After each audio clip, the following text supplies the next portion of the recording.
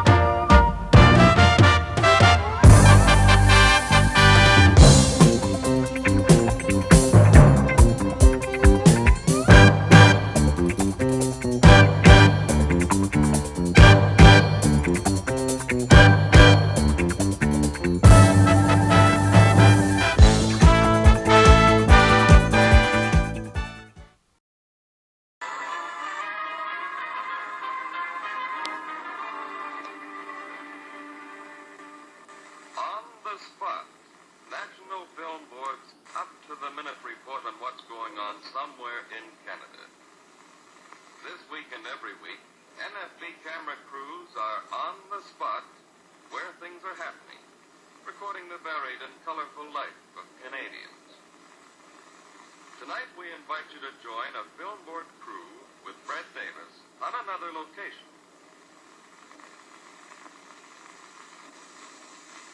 This is Fred Davis speaking to you from the colorful province of Alberta, known among other things for its cattle ranches, oil wells, the Calgary Stampede, and those luxurious resorts on the eastern slopes of the Rocky Mountains.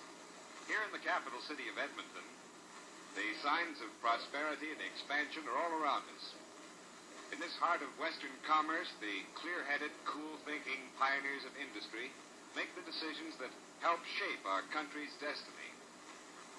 Yes. We'll get him back right away, sir. Mr. Simmons, right this way. Right in here, please. Thank you. Well, did you get him? Did you get him?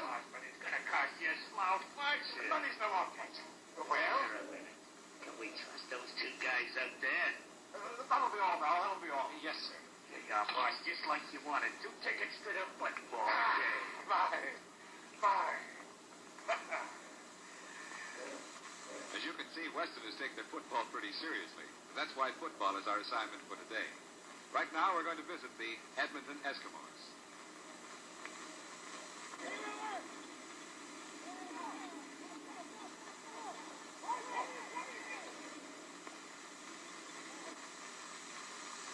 The guiding light behind this formidable club is 28-year-old Darrell Royal.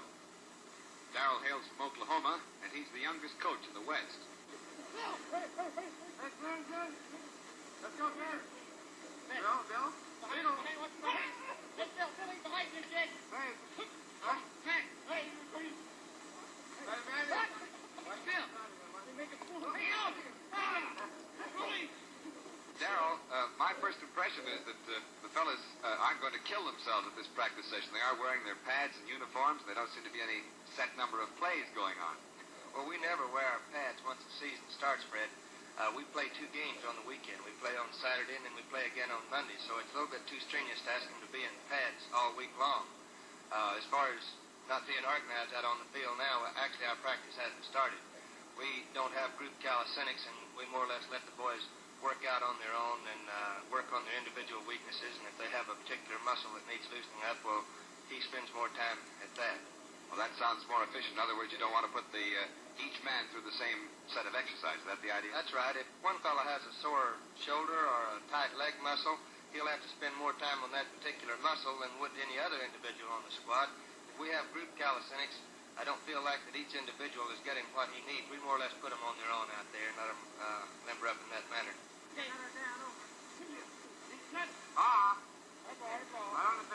Well, isn't that a bit risky? Don't you find that some of the fellas might be inclined to taper off a bit, leaving them on their own like that? I feel this way about it, Fred, that 1 or 2 individuals probably will take advantage of that type of thing, but if you have your squad as a whole taking advantage of that type of thing, you don't have a squad that has the right mental attitude to play football anyway. I think everyone has to have individual pride and pride in doing a job good as an individual. And most of the guys, if you put them on that basis and tell them they're on their own, they will fall in line. Of course, you have 1 or 2 that will goof off on you, but I feel like what we gain otherwise will compensate for what we lose in the 1 or 2 individuals. Well, then a good team spirit, as you have here, would make your job a little easier, wouldn't it? Well, it is. I've been very fortunate to have a group of boys like we have here. We do have very good team spirit, I feel, and all of the boys more or less police the others. If one guy sort of takes advantage of one lax part of training that we have, then the rest of the individuals will get on his back and ride him so hard that he won't do it the next time. That sounds good.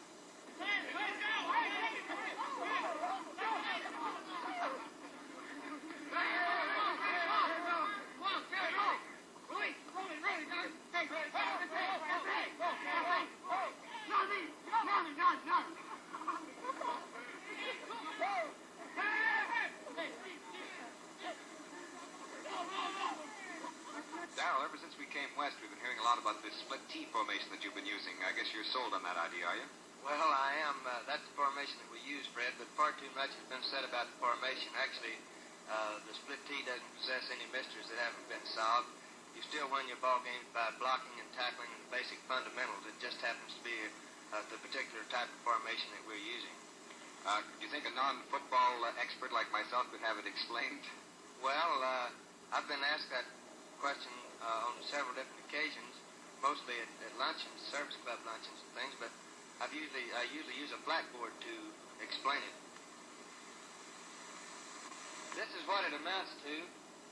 The diagram that you're looking at on the board now is of the tight T formation, and if you'll notice, the linemen are in tight to each other, the guard's close to the center, the tackle is close to the guard, and so on, and just above that, I'll try to draw up the split T formation and try to show you how it contrasts with the standard or conventional tight T formation. Now, if you'll visualize the tight T at the bottom is coming up the board with their offense, and the split T that's above will be coming down the board. Now, in the split T, you'll notice that the guards are split out from the center, the tackles are split out from the guards, and the ends are split from the tackles. In other words, there's splits all along the line. And that's how the name split T was first given to this particular formation. Now that you've seen the split T on the blackboard, let's see how it works on the field in slow motion. And notice particularly how the line is spread out and the fact that the quarterback has the option of either running with the ball or passing it off.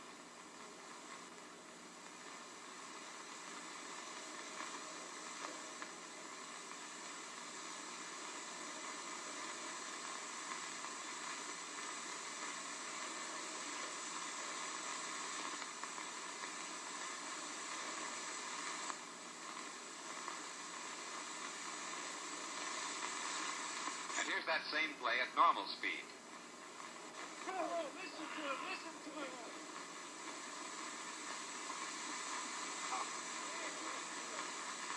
By the way, this is a good time for us to meet some of the key players on the Edmonton football team. Billy Vessels, halfback, triple threat man in passing, running, and receiving. Rolly Miles plays halfback, a fine broken field runner. Normie Kwong, fullback, the China Clipper, great end, blocker. On the line, Jim Quandamateo, guard. Jim is an exceptional blocker. And Steve Mendrick.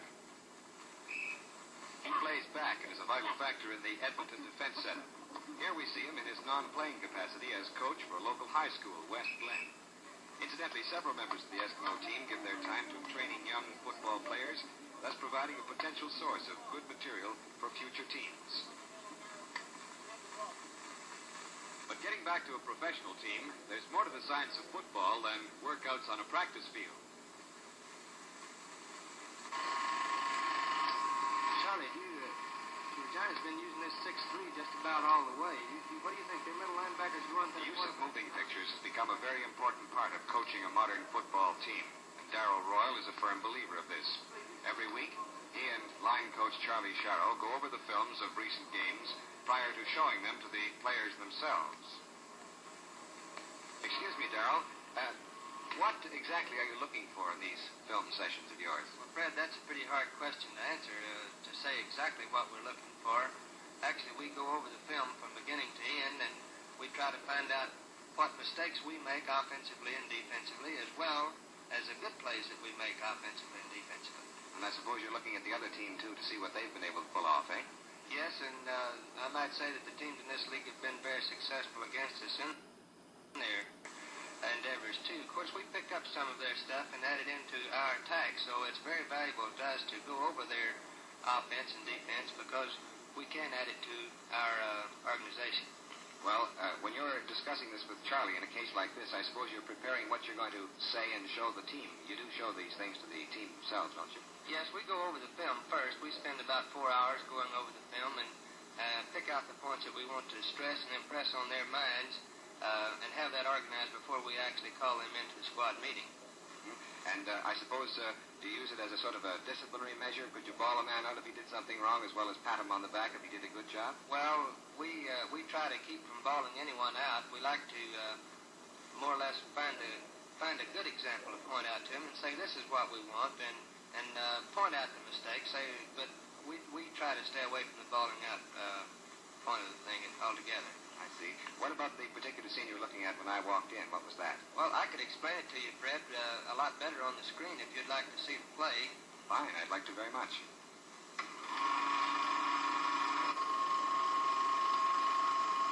This particular play is a quick handoff from Claude Arnold, our quarterback, to Billy Vessels, the left halfback. Billy goes 85 yards on the play to score. Man, that's a terrific run.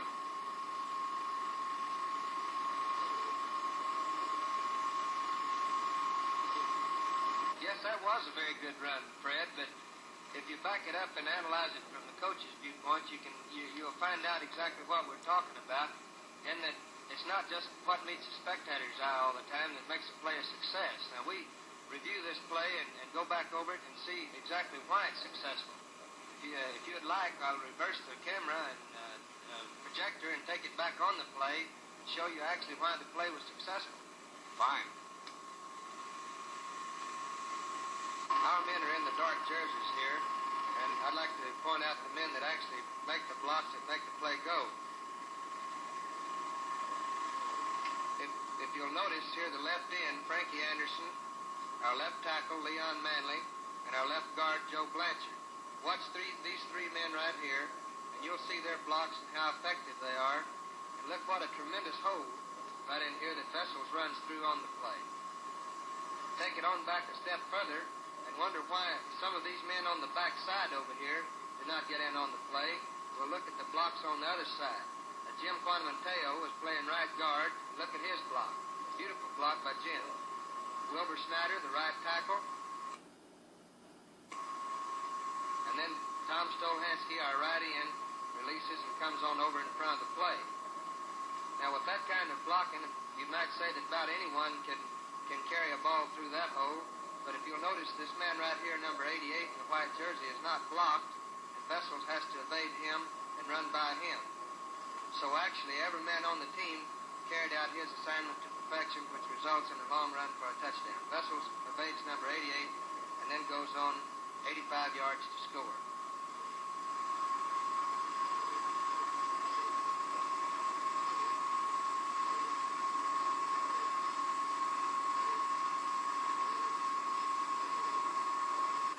I guess that's about it, Fred, except we do the same thing on every play in the entire game. And now that when you finish looking at the picture, you're ready for that session with the team. What do you call that? Well, we call it a squad meeting, and they have a little steak dinner out there at one of the local hotels for the boys, and we have a private room there, and we have our portable screen. We set it up and show them the picture and go over their mistakes as well as their good plays. That sounds a nice way to learn something over a steak dinner. You're combining business and pleasure, eh? That's the only way we can get the boys to show up. I see. Well, thanks very much for your time, Darrell.